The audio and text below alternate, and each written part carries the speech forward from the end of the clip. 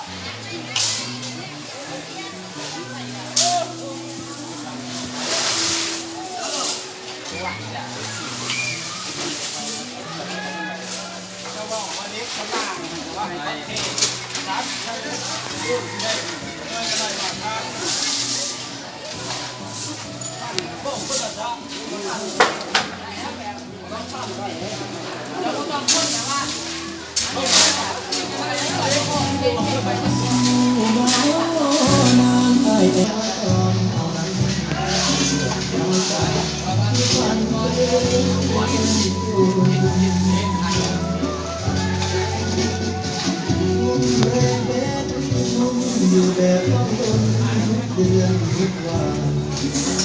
หวังก็หวังอย่างนั้นข้าวของนับวัน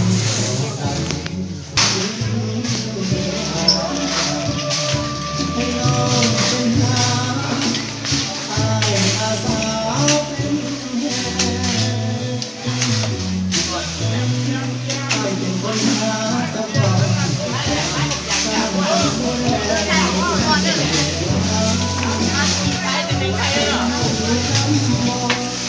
เรื่องราวความที่เจ้ามาส่งยิ้มแทนตาแต่ไม่ได้ทางตกลงโอ้นางอายเป็นตั้งรักผู้เป็นหวานตามความคิดที่ฝากไว้เป็นการบ้านอัน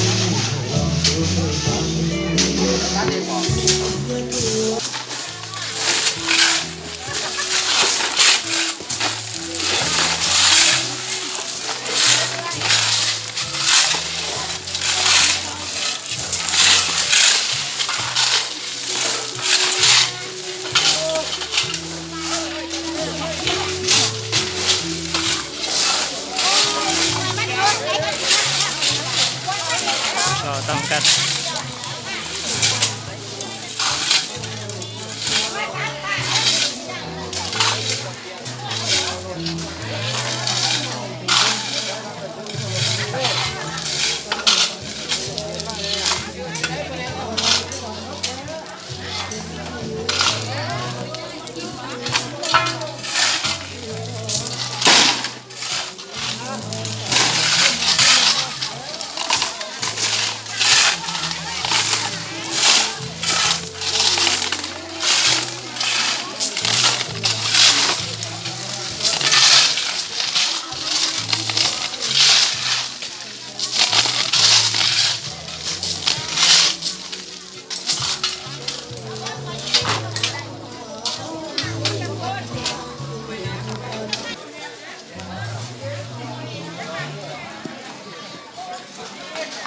ตอนนี้กำลังพากันนั่งกินมันกันในทางหวานเพื่อนว่าเขาเปียกเสียมด้วยนะ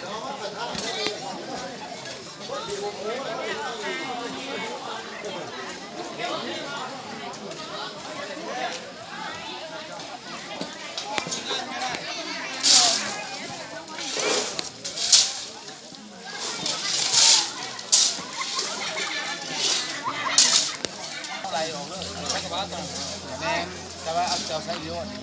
อะไรไปเดี๋ยวกันปล่อยวันไง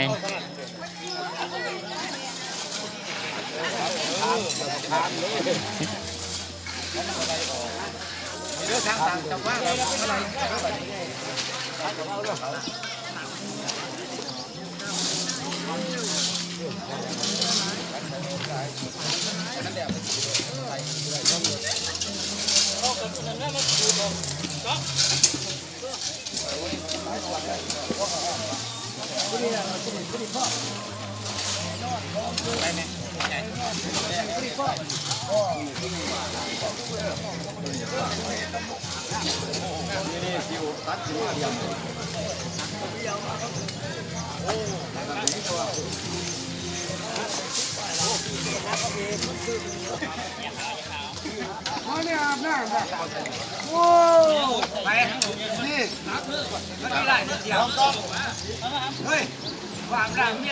ใช่กลางนี่มันดูที่กลาง